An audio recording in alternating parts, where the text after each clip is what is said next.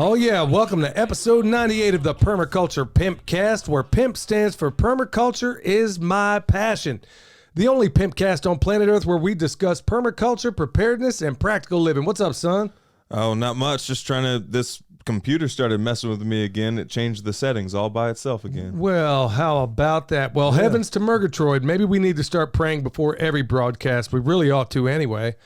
Yeah, weird stuff all the time around here. A lot of weird stuff going on with a lot of folks I know. All right, y'all, let's get right into it. Episode brought to you by Hickory Ridge Soap from TwoOldCrowsHomestead.com. Turn that simp into a pimp. Bam! Also, Heaven's Harvest, y'all, 10% off with promo code PERMA. We're going to keep it real today, y'all, like we always do, and we don't advertise anything on this show that we do not use. So when it comes to Heaven's Harvest, whether it comes to the seeds, whether it comes to the freeze-dried meat, the food, whatever it is you need, y'all, we only work with the best, and that's why we're with them. Remember, promo code PERMA. And if you want to tip a pimp, check us out over there on the Fountain app. And you can listen to all your podcasts over there right after you listen to the Permaculture PIMPcast, where PIMP stands for Permaculture is my passion. Yeah, I bet you're wondering why I keep saying that over and over and over again. Whoa, did somebody send in some hate mail talking about pimp? Yeah, like it's usually the sanctimonious types where they're all good and everything until they hear pimp and they don't realize that it's an acronym. And there's a reason for it all. So, you know, the ones that say, I'm never going to listen again. Well, why on earth did you even, do you feel that, I know it's a bunch of manipulative people that say, if you don't change this, then I'm going to do A, B, and C. So, look, I don't respond well to threats. If you give me a legitimate, straight up reason, like, you know, the times where I stepped out of line, Pastor Lon, he'll be the first one to get with me. Hey, look, I will take correction. Well, taking correction is one thing, but also if you don't like it, there's other options. Yeah, there's plenty of other options out there. Yeah, you don't have to be. You don't have to. If you don't like the word pimp, it ain't meant for you. That's right. So simp your way on over to the next podcast. So yes, unless you want a PhD in pimpology, which is what we're giving up in here. So anyway, y'all check us out over on the Fountain app. And you can listen to all your podcasts over there. You want to leave comments, questions, all that sort of thing over there. But also, y'all, please remember, go out there and leave a 5-star rating every chance you get. We got to tell you this often because, like everybody else, how many times you going down the road, you hear an advertisement for something maybe you want to buy, and you kind of forget about it? Well, that's why we got to remind everybody, because that's the only way this show is going to get out there. Or word of mouth. Yeah, based on nobody's ever going to promote us. And in fact, there's people jumping off because they're afraid somebody might be offended by this or that. Look, if you want to be offended, that's all well and good. That's fine. Like William said, there's other options out there for you. And guess what, Dad? We're not even cussing. No, we could cuss up a storm and they'd play it publicly at work. You know, first of all, I try not, I can't remember the last time I used any foul language or what people call foul. I personally don't have a problem with profanity when you know the denotative origins of it and why it became profane. And it all has to do with the powers that shouldn't be, but I don't want to get tied on that. You know what I find very curious, son, is that the people that take me to task and are the same people listening to Joe Rogan. Yeah. That's the thing that gets me. This guy will sit here and throw every profane thing in the world out there, gratuitous vulgarity, you name it, all the way around, but you're going to sit here and break my chops over the name of my show. Yeah. So you go on. I'm not going to spend a whole lot of time on you. So we're going to jump straight into it, y'all. Tip of the day, IBC totes might be a better water solution than a lot of the folks that I see using barrels. Definitely. Yeah, I'm talking about the stuff coming off your roof. Yeah. And, okay, in some cases, a barrel, IBC tote, let's be honest here, doesn't look pretty. Do you want it in your front yard? No, but I saw some pretty clever ways that people have gone, with the barrels, they basically made it look like a wooden barrel, like a wooden, like a like keg. An old wooden barrel. An old wooden keg. And I saw somebody do something similar to that with an IBC tote. And they had them stacked up, so they made the barrel look, it's square, obviously. IBC tote is square, 330 gallons, depending on which one you get. And they just basically, to make it more decorative and fit within the HOA or whatever they were part of, they made it look like a wooden barrel. So That's if you pretty can cool. get around that, and they're stackable to a certain extent. We used to stack them. I don't know if you can stack them when they're full of water though. Yeah, we did back in we? Kansas. Yeah, we had that thing stacked. We had 2 of them up there. Huh. But I mean, if you're needing ways, you think about that, y'all. Right now, we're gonna talk about one of those preparedness elements, and water is one of those things that you should not overlook. I mean, especially in this day and age. And you know, the thing that floored me when I was out in Arizona and I was looking on every single house I could find out there, the only person that had anything reasonable to a water storage system was the guy I visited. Yeah, that permaculture guy. Yeah. I mean, he's the only one I saw out there. I'm like, you folks know you live in a desert, and then they got these giant, what do you call them? They're basically giant gutters, we'll call them, to capture all the water when it does rain instead of anybody capturing it. And you're in a desert, so I would think about those things. All right, y'all. So we're going to jump right into it. Farm news. Well, I've been texting Jack Spirko back and forth today, and I know he's been on this primal thing and the carnivore thing for a while. So, and then, he's like he always does, he'll find what works for him, or he'll start off with a recipe and then adapt it to what works for him. Yeah. And so he was giving me a lot of tips here, and it's funny because just about everything he's doing is exactly, whether it's the intermittent fasting, where I go sometimes 16 to maybe even 20 hours in between fasting. Yeah. So I fast every single day.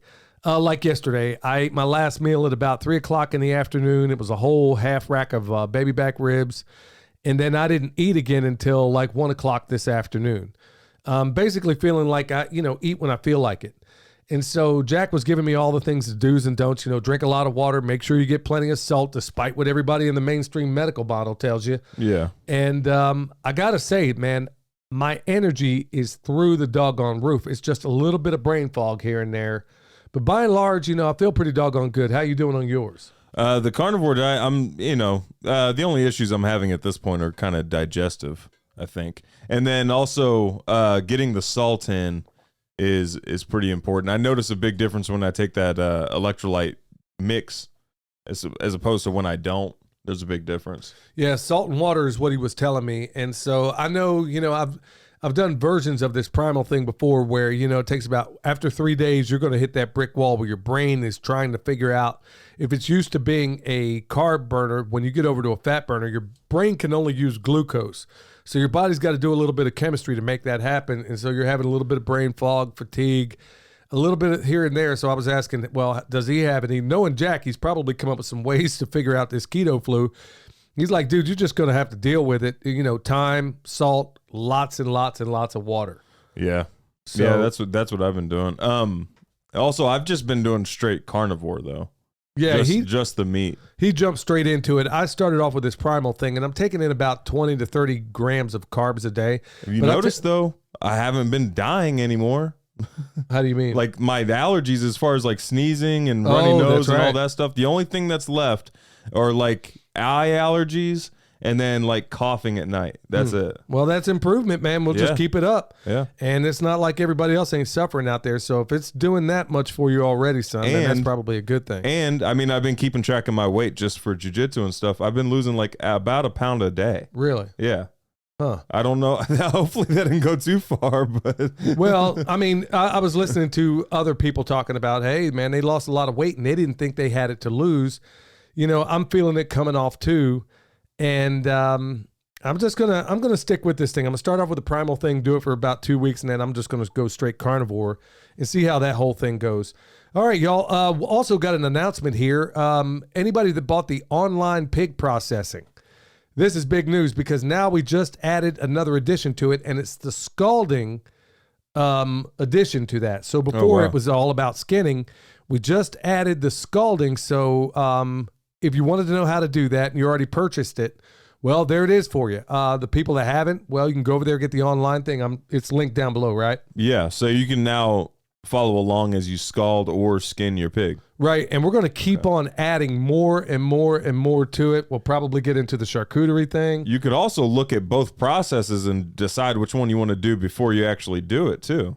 Yeah, that's exactly what I'm hoping folks will do. I mean, is that you now have, I know that there is nobody in a processing class that is given more value than what we have with our in-person one, because not only did you get to see it three-dimensionally, well, you're also getting the advantage of, having it on record because it's been done digitally, and nobody films better than Jason. Yeah. So, hey, y'all, another little thing coming up. We basically told you we were going to retire for the year, but hey, there is no way I'm not going to be a part of this one coming up. The Heritage Life Skills Festival. We're going to have a link attached to the show notes here, and that's going to be from July 21st to the 23rd. The number one reason why I wanted to go. Number one, son, we don't necessarily we don't know a whole lot of people that are in the preparedness community in these parts. No, not in this part. Even though there is a massive homestead preparedness community that's been going on long before it ever became cool. Yeah. And that Mecca is one of the areas that we know a lot of folks in the homesteading world. We don't know a whole lot of folks that are in the preparedness world. So that's one reason why I'm going to this, because it's homesteading and permaculture and preparedness all are really the same thing if you look at it the right way. Yeah. I mean, permaculture, all of those things should fit within permaculture. Permaculture is preparedness, and I've been pointing that out a lot lately. But one thing I'm really looking forward to is, for the longest time, I've been hoping to meet William Forstchen, the guy that wrote 1 Second After. You know that book about an EMP strike? And then he wrote 2 more books since. He's going to be out there. That is one of the biggest reasons, but also meeting the owners of that store, Carolina Readiness Supply, man. I was so thoroughly impressed with meeting those folks. And hopefully we'll do a video with them and a few other patriot-minded businesses around here. Give them a little bit of a shout-out out there. And I'm really looking forward to that. So, y'all, we'll leave a link down below. Like I said, go to Carolina Readiness Supply or Heritage Life Skills. That's they have a link basically on their website to get to that. So get over there, be square. Look, be there, be square. We don't get anything out of it. I'm going to be teaching a class, and looking forward to being there and meeting a whole lot of folks. Like I said, I thought we were going to basically cash it in for the year, but I really want to get myself mixed up with the preparedness crowd. Yeah. Just to add another feather into my cap, because there's a whole lot of people over there in that group, in the groups I've been a part of before, that bring a whole lot more to the table that maybe you don't always think about. All right, so other farm news, removing trees from this cliff up here is going to be interesting. Yeah, it definitely is. Well, getting them down is going to be interesting. Well, because some of them are within reach of the house. Yeah, well, I had come up with a way. I was going to start filming it today. Didn't get around to it. Got a lot going on around here. Believe me, a whole lot. William was out trying to harvest comfrey today. I was over here dealing with bone sauce and all the other things I'm dealing with. Michelle, she's doing her thing, trying to preserve a lot of our harvest. We got a bunch of beets. She canned those. Strawberries, they're in the freeze dryer. And I'm telling you what, man, that freeze dryer is worth its weight in gold. Yeah, it definitely is. Just the amount of comfrey harvest, leaves we've been able to process just this year. And then the strawberries now. Yeah. And we don't even know how we got a strawberry harvest from, the good thing is that you don't have to run the canner. Well, the alternative is that it either goes bad, because those strawberries don't have much of a shelf life.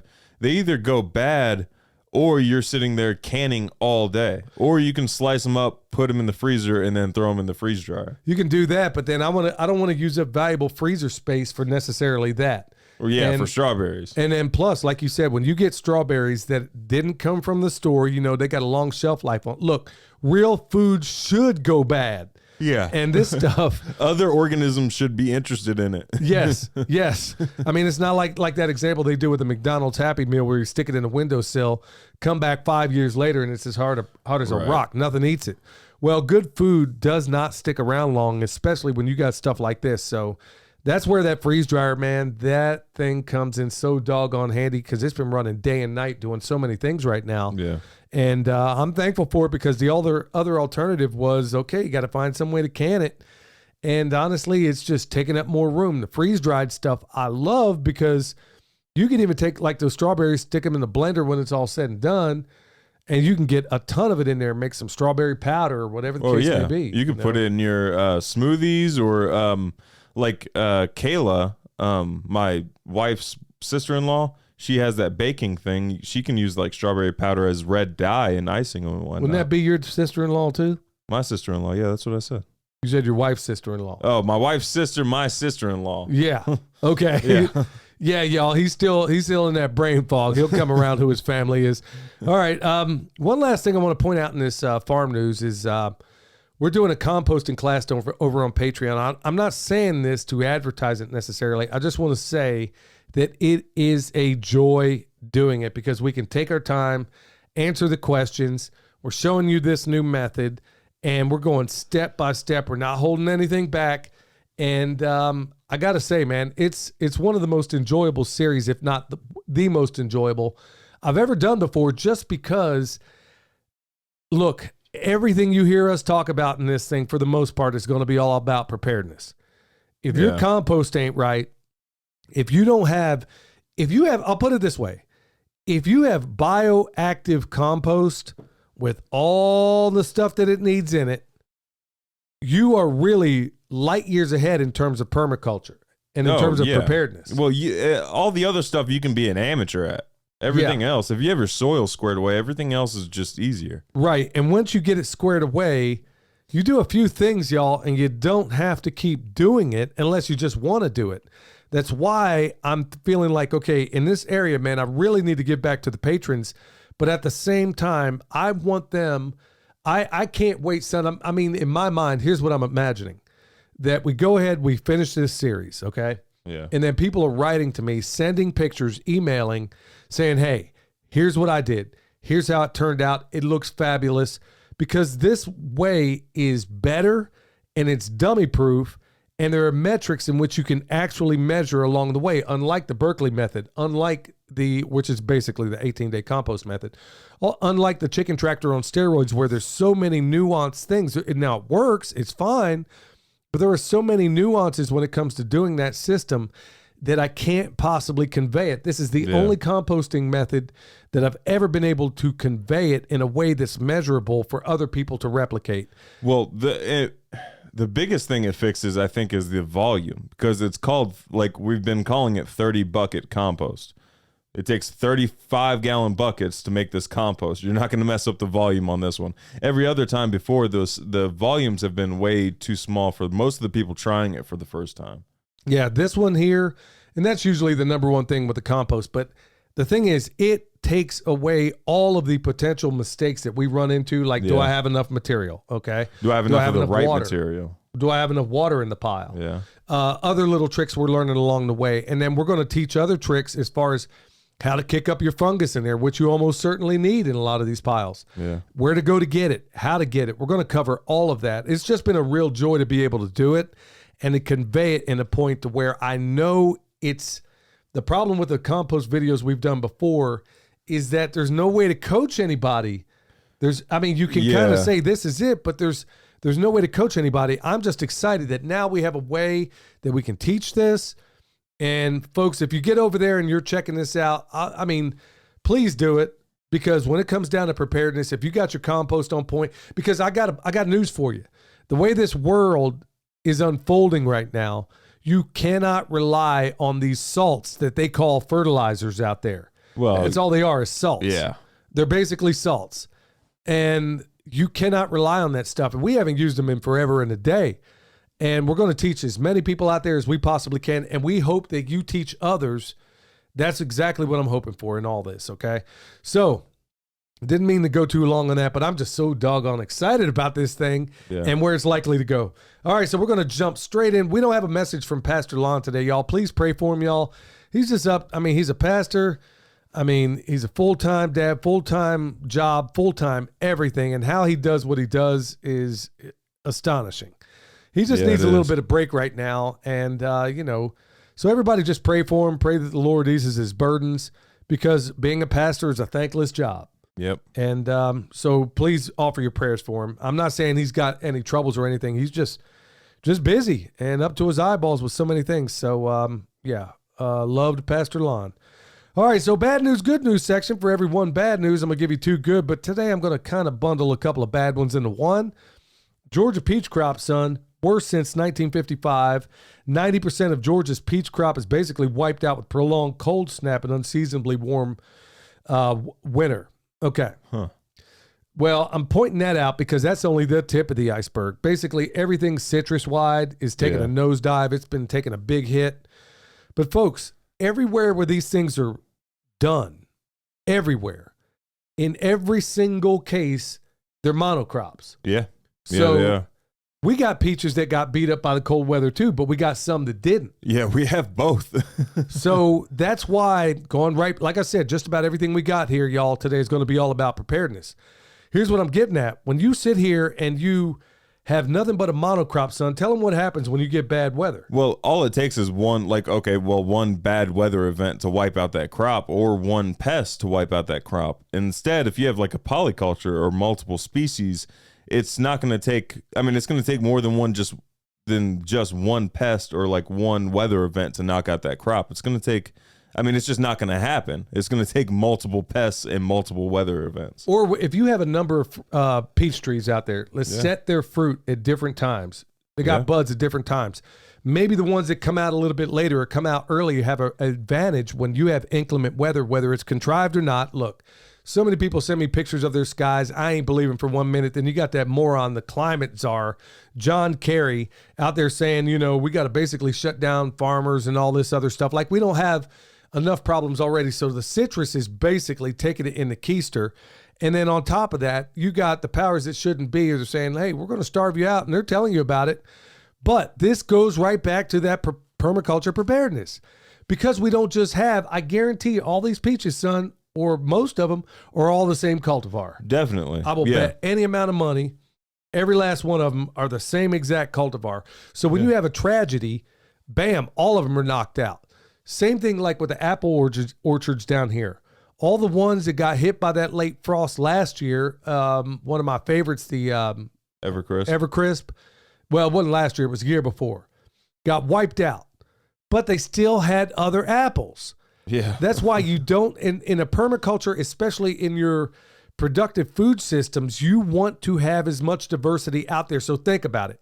If you got a berry bush, think of how many different cultivars there are of that berry bush and see if they don't all produce at the same time. That's an awesome trick that Stefan Subkowiak basically taught me. Yeah. Where if you're increasing everything about your growing systems when you have berries that don't all produce at the same time. Maybe it's over several months.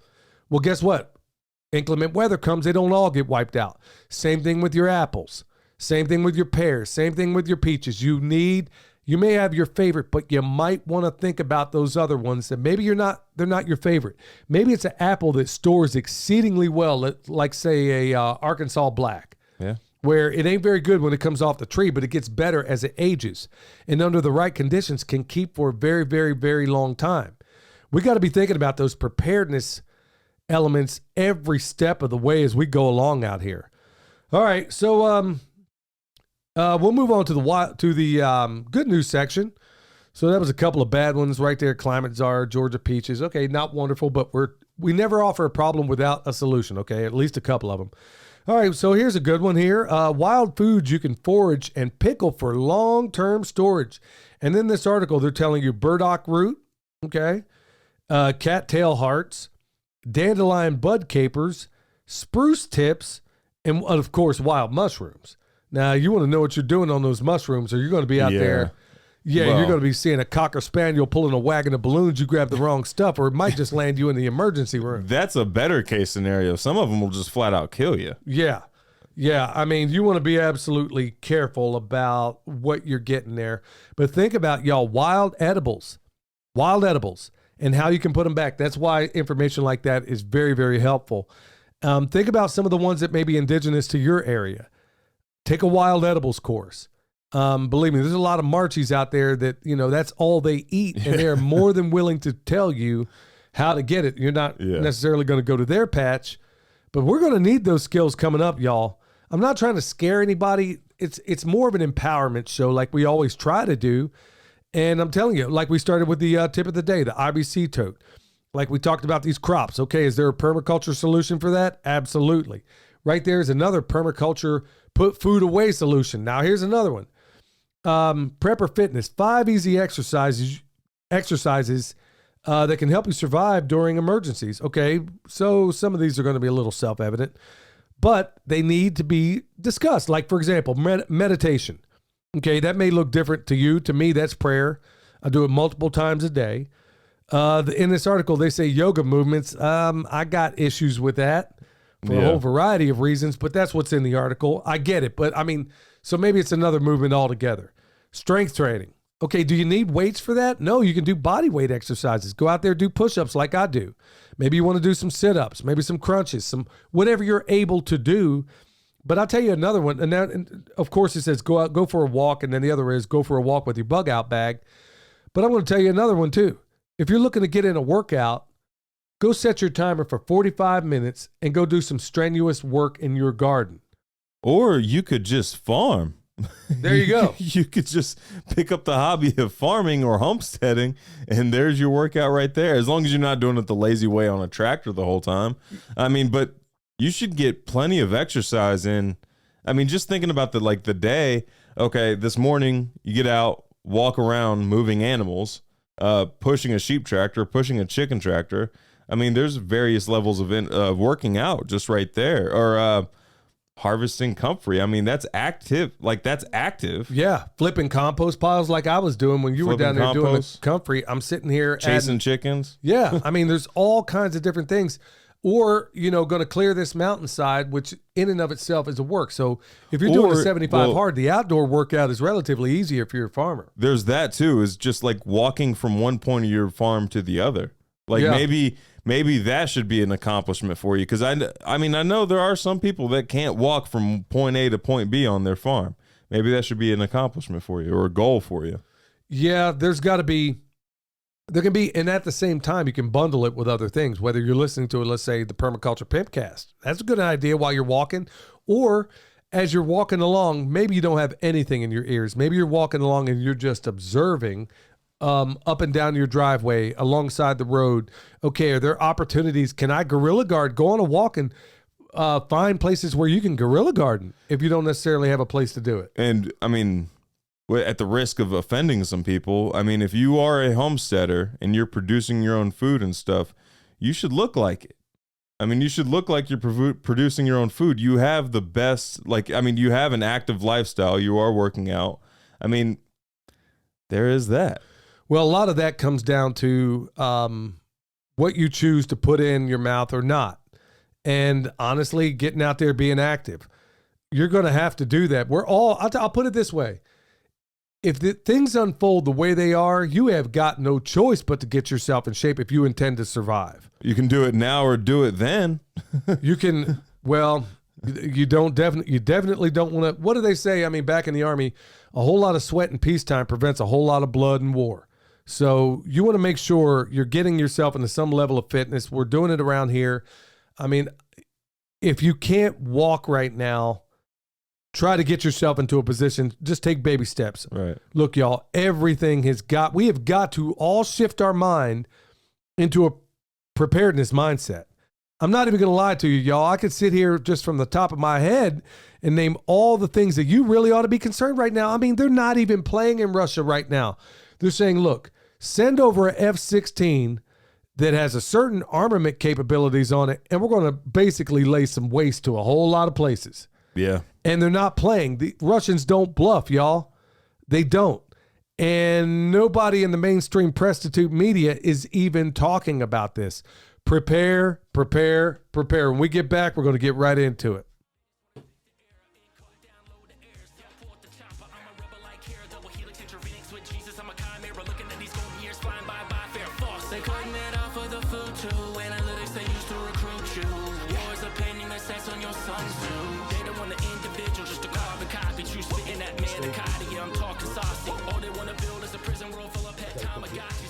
Thinking about what you're saying. All right, y'all, getting back into it. Main topic. Before we get into it, y'all, speaking about the crazy thing going on in this world, we just so happen to be advertising EMP Shield right now. $50 off with promo code PERMA. Look, we talked about William Forstchen that wrote the 1 Second After book. We're also talked about all the concerns that you have in this world. Look, y'all, not trying to push this thing. If you need one, we got it down below. We got it on just about everything around here, and there is a reason for it. So, yeah, $50 off with Perma. All right, so we're going to get right into it. Speaking of that preparedness, I think you're probably seeing a theme here in this show all of a sudden, if you haven't already, and it's basically preparedness all the way around and how it applies and how it weaves itself naturally into permaculture. There's absolutely no part of permaculture, despite the Marchies out there that have hijacked that name. There's a whole reason why a number of very prominent people in this world, if I were to say their names right now, they are reluctant to use the word permaculture because the Marchies and the wokeism wokies have all hijacked that word, and they've turned it into something that when people hear it, they automatically think it's a pejorative. We're taking it back.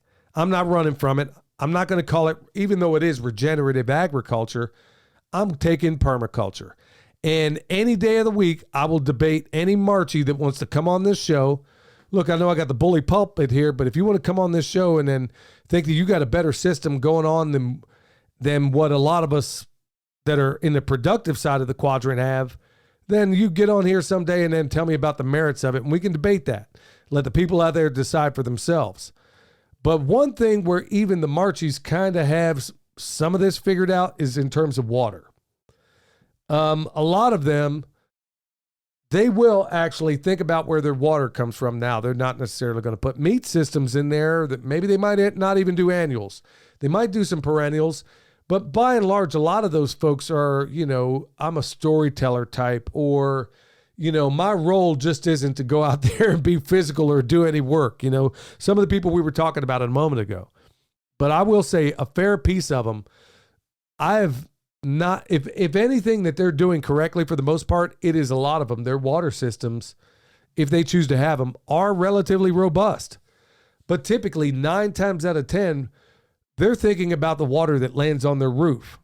So what are some other places where we could be capturing water? I mean, the most efficient one is soil. Your soil is the best way to capture water, especially if you're using it for your garden or your animals or pasture or orchards or anything like that. But I mean, you could do swales. You could increase the organic matter. There's a bunch of different ways to increase water in your soil. You can do all of the above. Now, the number one reservoir, the biggest reservoir that most people overlook, and we've talked about it briefly in the past, is soil. I don't care how many IBC totes you got stacked up on the side of the house. I don't care how many barrels, rain barrels, swimming pool, whatever. That is absolutely nothing compared to how much water you can actually put in your soil. So if I have water in my soil and I'm in a bit of a drought and we're in a grid down scenario, well, instead of having to tote that water forever and a day, well, let's combine what you just said there. If I have decent organic matter in my soil, if I have all the life I need in my soil, remember, for every 1% of warm organic matter you put in that soil, for every 1% it improves, you're looking at basically an Olympic-sized swimming pool per acre.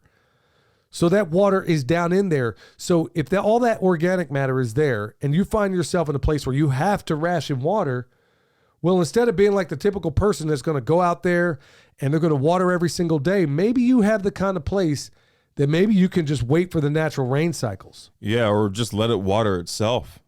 That's exactly what it will do if you have enough organic matter in there. Yeah. So you kick it up higher, the higher that organic matter, and think about it. Imagine for a moment. Let's say the lights go off, which is starting. I can't even believe I'm saying this. No, I can believe I'm saying it.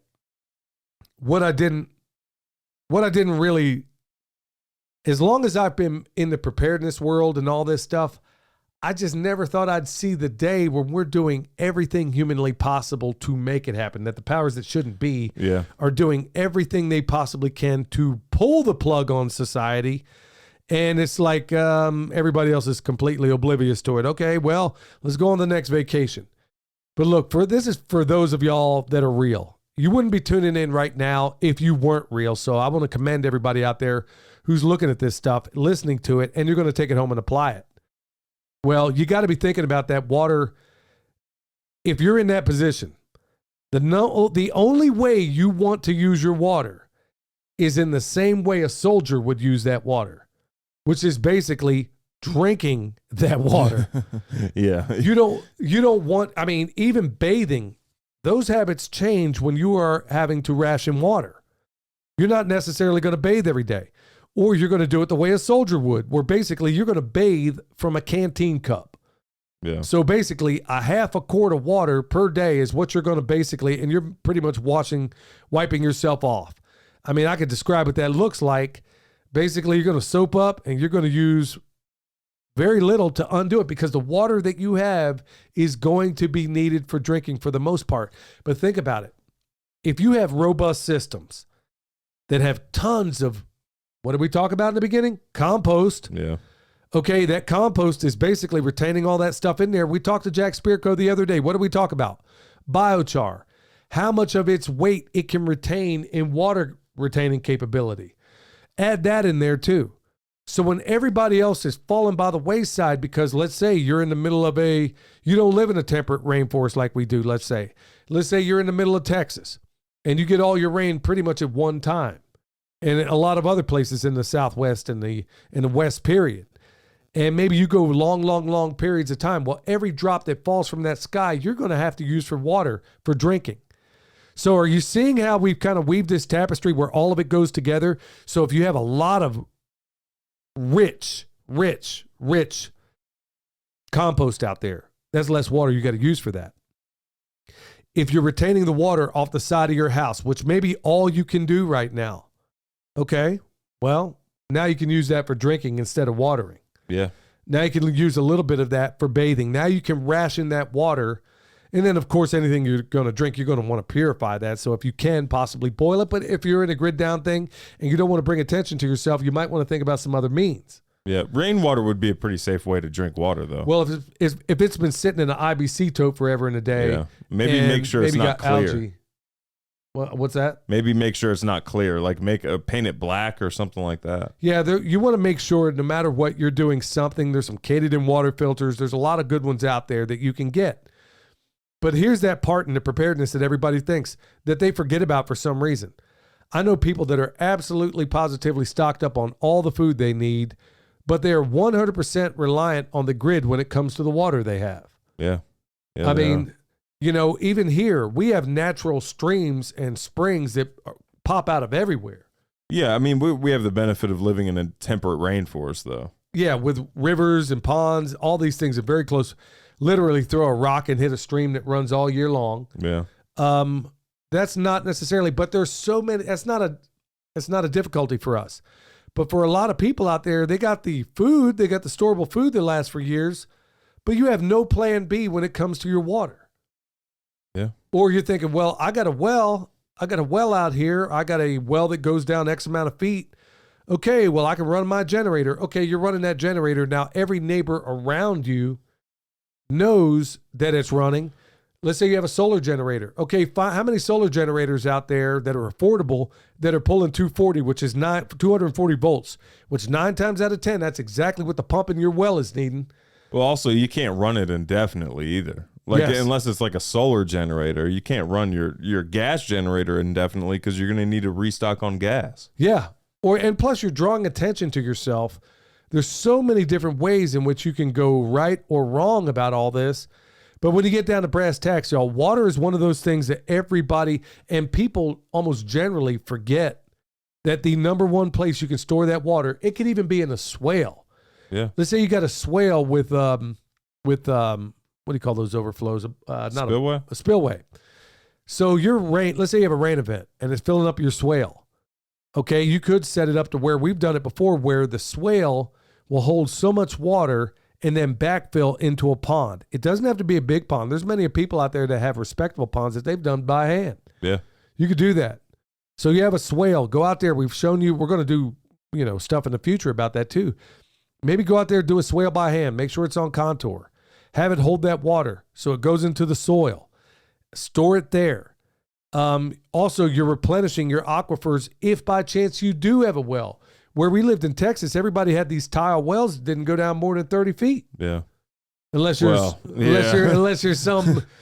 some highfalutin doctor that knew it all and There's had a few that went thousands of feet for a saltwater well that wasn't worth 2 dead flies. Yeah. When you could have had a tile well like all your neighbors were doing forever and a day. Yep. Where, that's your way of doing it. But a lot of people down there have zero way to replenish their wells. When we were there, how many people had to have water trucks brought in to dump water down in their wells because they had no means? And what was astonishingly unbelievable is that if they did a little bit in terms of water retaining, they were running their animals, just like Greg Judy says, the Columbus method. Or deforesting their land. Right, doing everything you can to make your well go dry and then wonder why you got to bring out water trucks in the middle of summer. Well, there you go. Yeah. I mean, that's not sustainable.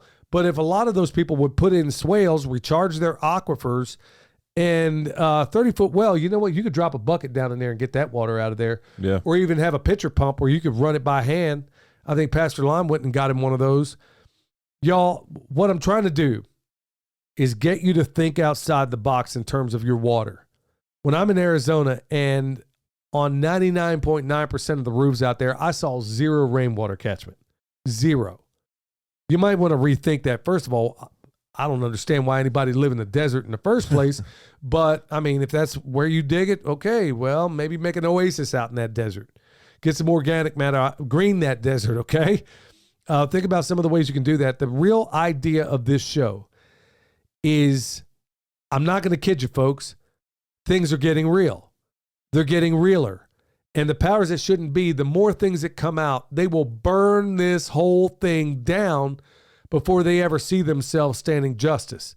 And no matter how corrupt we see this whole system, no matter how corrupt it becomes, the more these people, they would rather burn this whole place to the ground than see themselves exposed to the point where it actually sees the light of day. I mean, there are things going on. They need to really exhume the body of Richard Nixon, lay him on his face, and have everybody in Congress walk by and kiss his rump and apologize for kicking him out of office for the things that we see going on right now, where I just stand flabbergasted. Like I said, we're talking about preparedness and particularly water, how that ties in with your compost and everything else, because you better be real about it, y'all, because times are getting very, very real.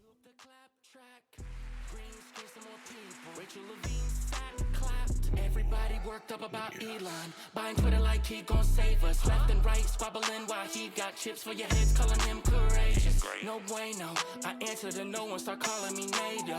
Digital cheese on the way though. Get you a bowl of Alfredo. It's a woke summer, I need another booster. Before I hit the beach, BLM on my koozie. Alrighty. I want to give a shout out to Joel Thomas for the tunes. Yeah. We gave him an idea the other day, son. You want to tell him about it? Yeah. Well, it was your idea, Dad. Well, it was stemmed on your idea. Okay, so the Target thing that's going on, Dad came up with an idea that Joel should do a remix of MC Hammer's Can't Touch This and turn it into his own version of Can't Tuck This. Yeah. So, it would make a mockery of Target. And honestly, the best thing to do with the powers that shouldn't be, y'all, the things they hate most is being made fun of. They cannot stand. That's why so many of the weirdos on the lunatic left side, they don't understand. They don't get humor. In fact, you go to places like Seattle, Portland, you'll never see a single person laugh. Or happy. I've worked with some of these people. I have the most morose people I've ever seen in my life. They don't get humor in any way. And then when you dog them, that's why I'm saying maybe have a shirt with MC Hammer on it that says Can't Tuck This. Yeah. Or a song, a parody of MC Hammer. I told him, look, man, everybody in this whole country would be playing that right now because it would get the point across, put the nails in the coffin of Target, and at the same time have everybody mock them. Yeah. I can see people actually going through Target playing that. I got one from Strider47, and he explains permits real quick. Permits. Pay city $100 so you can boost property value by $1,000, then add $200 to your property taxes. Yeah. Yeah. And then he also says, colonels need to understand that the E4 mafia already has a better solution to all things. PTSD from unjust wars is a very interesting theory. Hashtag tip a pimp. Hashtag too big to tuck. Bam. Can't tuck this. That we should have played that music. All right, we got one from Melody here. She's very sweet, very nice compliments. Background on me: homeschooling mom of 3, Christian homesteader on 5 acres. We've raised cooney pigs, rabbits, bees, ducks, geese, chickens. I butcher them myself. Bam, that's what I'm talking about. That's awesome. I kill untold numbers of plants, but I keep trying. Okay, that's exactly the Welcome spirit. to the club. Yeah, that's exactly the spirit. Thanks you for all your awesome info and podcasts without profanity. That's the way we roll. As for so many, our soil is jacked. Let's see here. Let me jump down to the bottom. I want to regenerate the soil and not hurt it further. How can I tell it's healing? I know it'll take years, and you know what, Melody? It doesn't have to. Yeah. It doesn't have to. There's a lot of videos that we've provided out there where, and they're a little bit old right now, where you can do the Jeff Lawton's Instant Garden. Okay, you can build soil at unbelievable record paces in no time flat with starts.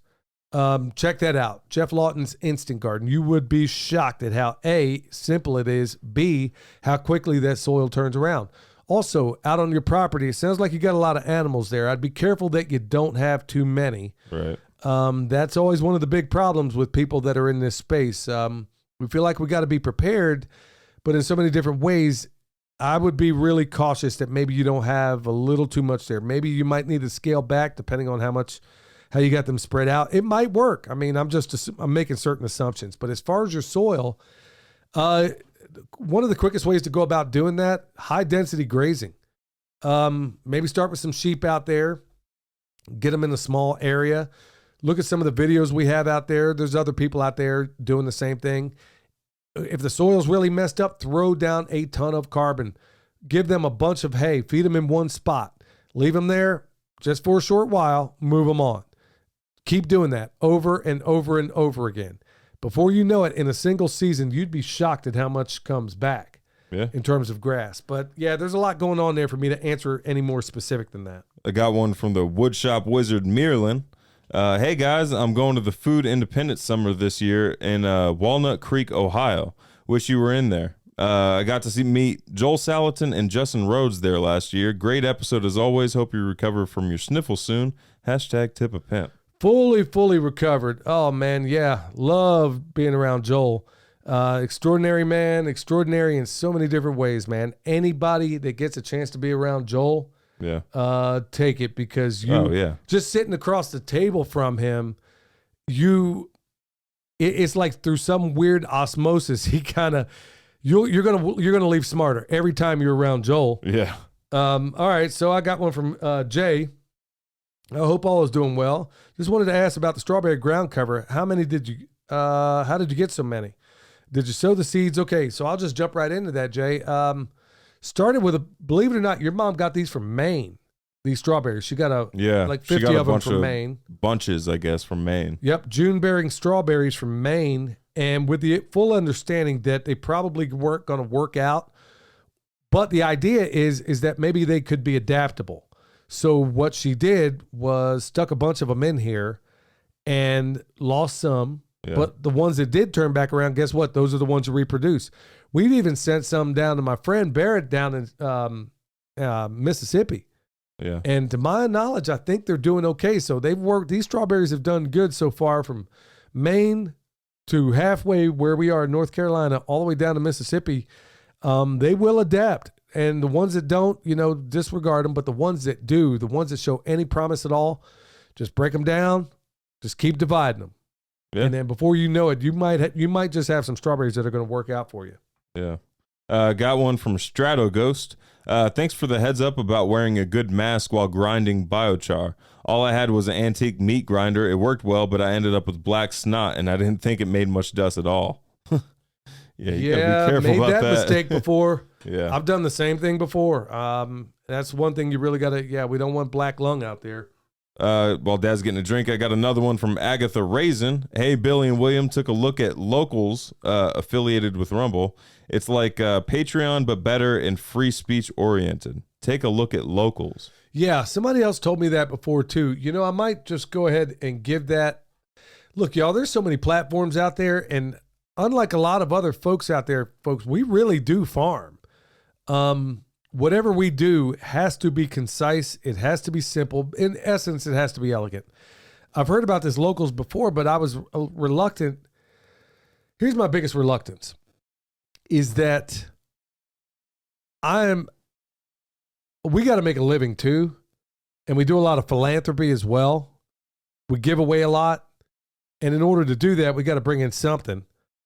But at the same time, I'm well aware. It's like on the bone sauce and the comfort, y'all. We ate half the shipping cost on that. Yeah. We didn't really talk about it. We ate half the shipping cost on that to make it affordable to everybody that's out there having a hard time. So we're like, okay, well, we can eat some of this too. So we eat half of the cost on that. Yeah. Just to be able to meet folks halfway. We don't always talk about these things, but my concern about locals or whatever else, I've heard that it is a freer speech platform, and the garbage that they're pulling over there on Patreon, son, it might, I don't know what we can do in terms of videos. I don't even know anything about the platform, but there's so many doggone platforms out there. I can't keep up because I am a legit farmer. I'm out here doing a lot of R&D, doing a lot of work.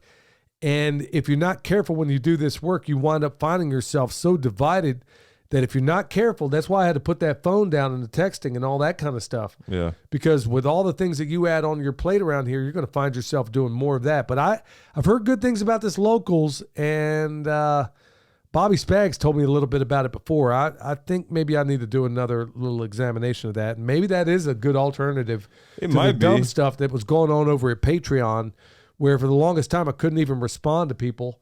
And yeah, it was pretty glitchy for a while there. For a long time it was. Turns out this glitch seemed to be mostly applied to us based on some of the other people I talked to. All right, we got one from here from Justin.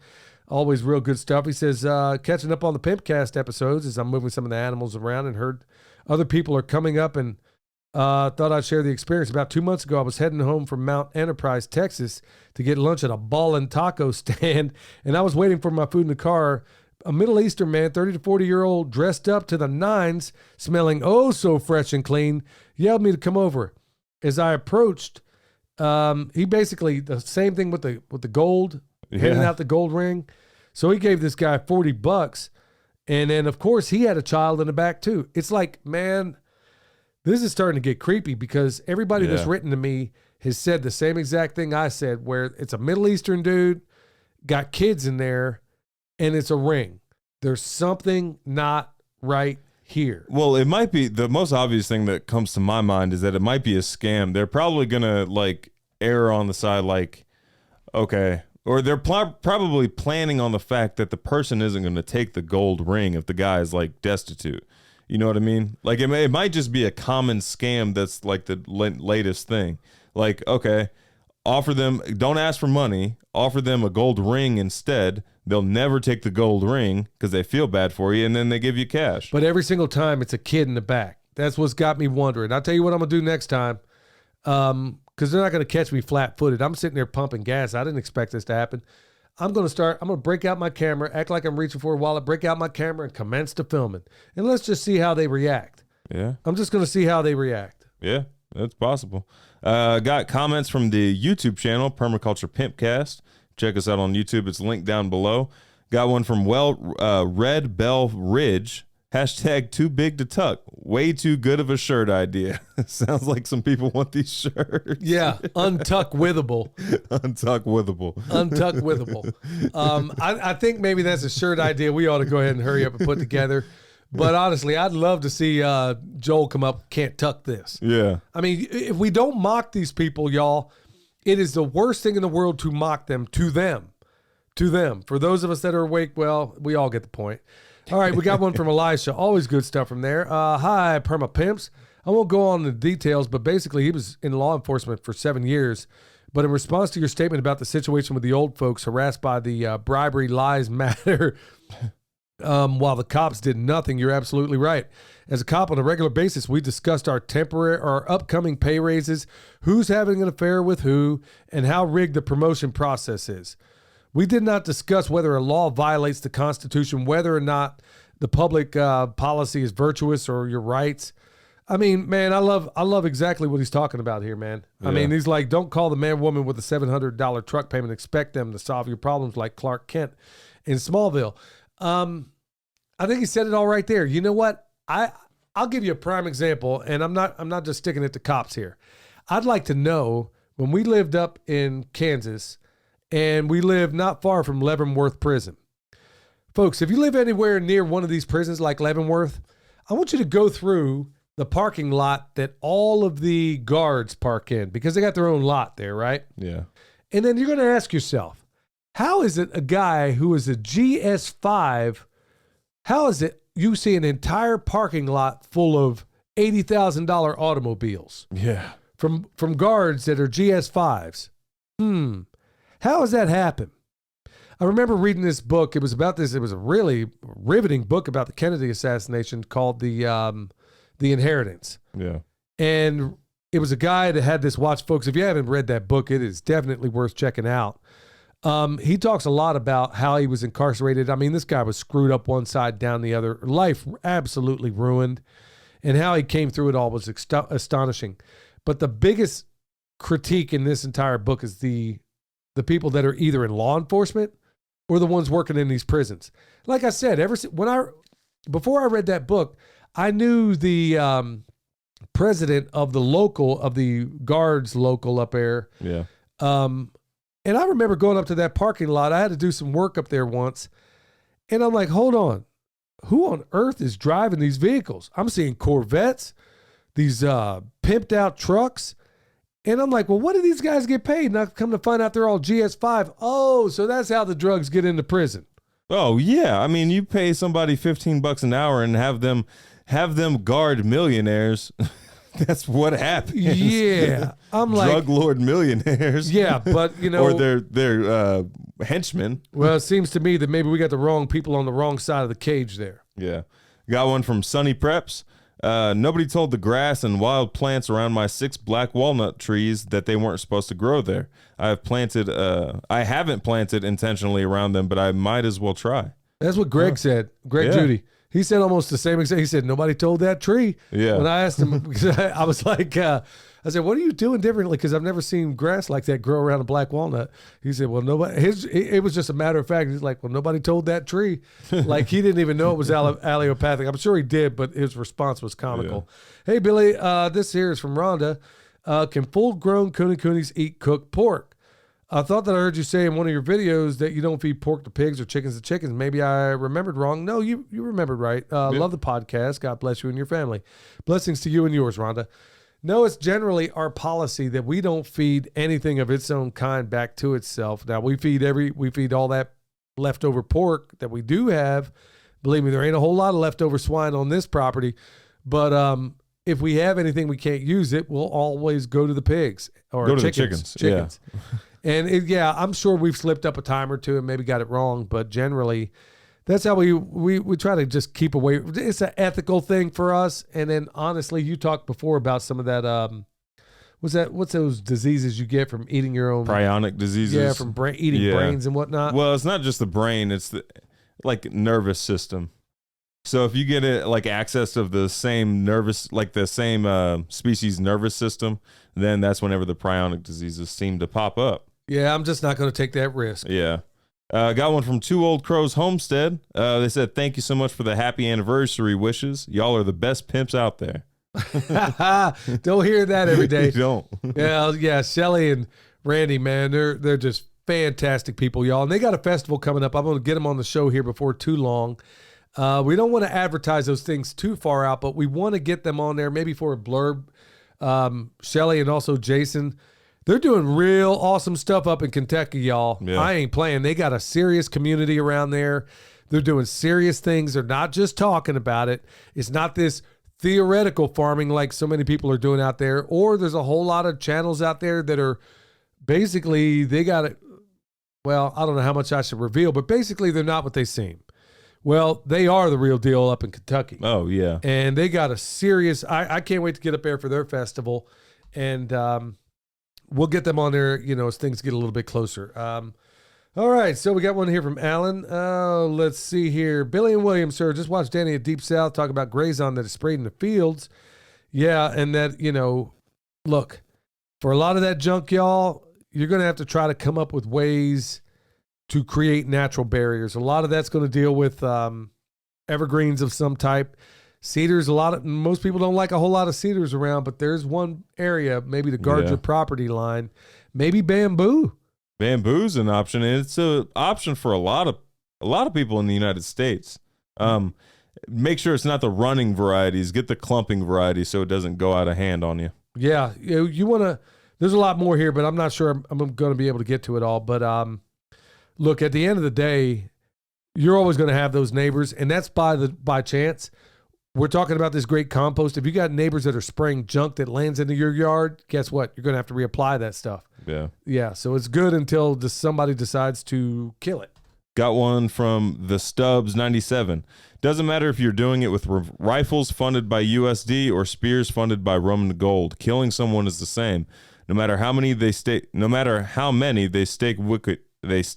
you, though exploitation of troops of bankers doesn't help.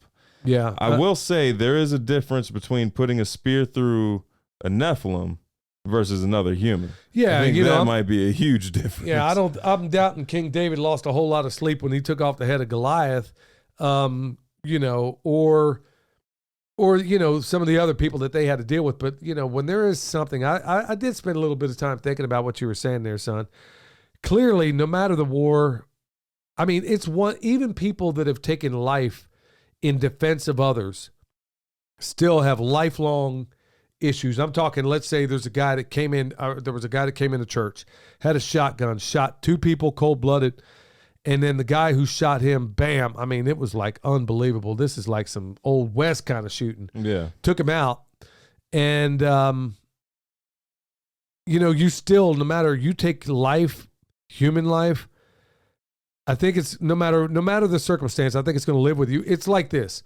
You ever work around anybody that worked in a processing facility, you're around these people for any period of time, they are off. The ones that kill every single day, there is something mentally wrong with those people. And I don't even know how to put it into words. You spend time around those people, they are very off. It's like there's some piece of their humanity. And Marjorie Wildcraft talked about that a while ago, about how you shouldn't process every single day. It should be a sacred act. It should kind of hit you here in your heart. And then when you're talking about human life, I don't know. I got to thinking about this too. Now, okay, am I pulling the trigger? Am I basically pulling the crank that falls down on the neck through a guillotine on pedophiles? Yeah, I can sleep just fine. Yeah. I mean, that's kind of what I'm getting at is like, yeah, I mean, I think there are just reasons. Yeah. And for those reasons, I don't think there's PTSD involved. No, not like, one bit. Okay, so the guy with the shotguns, the guy in Texas at the church with the shotguns, does he have PTSD from shooting and saving the church, or does he have PTSD from seeing 2 guys get cut in half with a shotgun? Yeah, well, it's at the end of the day, it's a person that died and it was at your hand and it was something you couldn't control. At the end of the day, when you take life, no matter life, I mean, even if justified, let's say in terms of processing an animal, it is a very sacred act. And then even in self-defense, you still live with that thing. And then in cases of war, when I can't recall a just war, like Ben Franklin said, there's never been a good war or a bad peace. When you weigh all this stuff out, there are tremendous consequences for those things. But honestly, I talked. I mean, there's another person out there at another YouTube channel that I could bring up. We actually had this conversation. Honestly, I could pull the trigger. I better not. I got to be mindful how I say this. If I was a paid executioner. Wait, you're not talking about doing this to a guy on a YouTube channel, right? No. I'm saying make that clear. Another YouTuber was basically having this conversation, and he was in full agreement. I just don't feel at liberty to release his name. But honestly, if you told me if these are 100% proven beyond a doubt, Jeffrey Epstein types, and you're saying, hey, you don't even have to be Jeffrey Epstein type. I would lose more sleep over taking the life of a pig than I would a pedophile. You harm a child, in the chipper you're going to go. Yep. Yeah, I agree. What else you got, son? I got another one. Lynn Jasmine, 3216. She says, I know my son has lost half of his platoon. Breaks my heart. Wow. Yeah, it's dreadful. It's dreadful. All these people are, I won't go into that right now. Got one from Two Turtles Homestead. Jim and Kathy Dick over there. They got a YouTube channel. Be sure to check it out, guys. Great show, guys. If you haven't already, I would recommend reading The Unseen Realm by Dr. Michael Heiser. Oh, yeah. Big fan. And then follow The Return of the Gods by Jonathan Cain. Kahn. Makes a lot of these this nonsense make sense. Yeah, it does. And I'll tell you what, another one from Michael Heiser. I know, he's passed on right now. Check out the Naked Bible podcast. And that was from Dr. Michael Heiser. And it is fantastic. The Unseen Realm is down there. I think we got 2 copies of that in the house. Emily's going through it, taking notes right now. Yeah, I mean, I'm a big fan of Michael Heiser. Not as much of Jonathan Kahn, and I got reasons.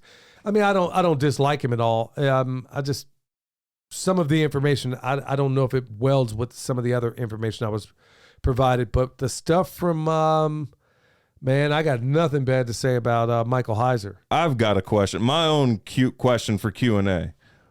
Why is it women can't just read one doggone book at a time? Oh, my goodness. Yours, too? Yeah, because she's reading she's reading like 3 books and taking notes on all of them right now. Man, your mom drives me nuts with that. I don't know how you do it. I can do 1 book at a time. I can one read book and then the next book and then the next. I'm like, book. why? And then I'll ask, well, what was it about? I don't know. What do you mean you don't know? That's why there's a notebook, Dad. Yeah, I read to remember. I mean, when I read things, I usually remember what's in them. And try not to have to take notes while reading. No, I want to remember what's in there. Yeah, your mom's exactly. She'll have 4 different books going. I don't get it. I mean, women like to multitask, I guess. I don't know. Yeah. But yeah, for me, I'm going to finish that one and then go on to the next one. But yeah, I got to concur with that, man. I am one massive fan of Michael Heiser. Man, it just broke my heart when he died. But hey, that's the plans the Lord had. But yeah, check out Naked Bible Podcast. I'm sure you can go back and check out all the past episodes. But man, he covers so doggone much. And then he was a regular on Skywatch TV when you would get him and Tom Horn together. Good night, man. There was just so much there. Yeah. Got one from Lady Ryan. I believe William is on the right track. While orchestrated by global colonialists, it's spiritual. It's ridiculously hard to directly kill. That just plays on the human mind and soul. Well, that's why back in the Army, back in the old days, when they would put up paper targets where they would have like a bullseye on there, that was one thing. That's why they changed those targets from a round target to a silhouette target. Yeah.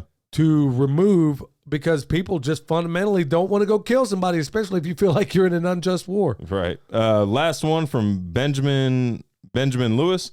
First time listening to the show. Really like what you guys are doing. I was listening while mowing the yard and I found a mulberry tree that I didn't know I had. You guys are spot on about the soil. I think we're going to be good friends. Bam, that's what I'm talking about. Yeah, so hey, speaking of good friends, y'all, and as far as evangelizing this show, we're asking each and every one of you, please go out there, fill out anything you possibly can in terms of a review, but also, word of mouth. That goes a long way. Use it maybe in your Facebook profile. We don't have any of that, but anywhere you can to spread this show, because like I said, based on what we talk about, the powers that shouldn't be ain't trying to let any of this stuff get out, especially when it means you're going to improve your life and improve your survivability. Speaking of which, y'all, till next time, stay alert. Stay alive.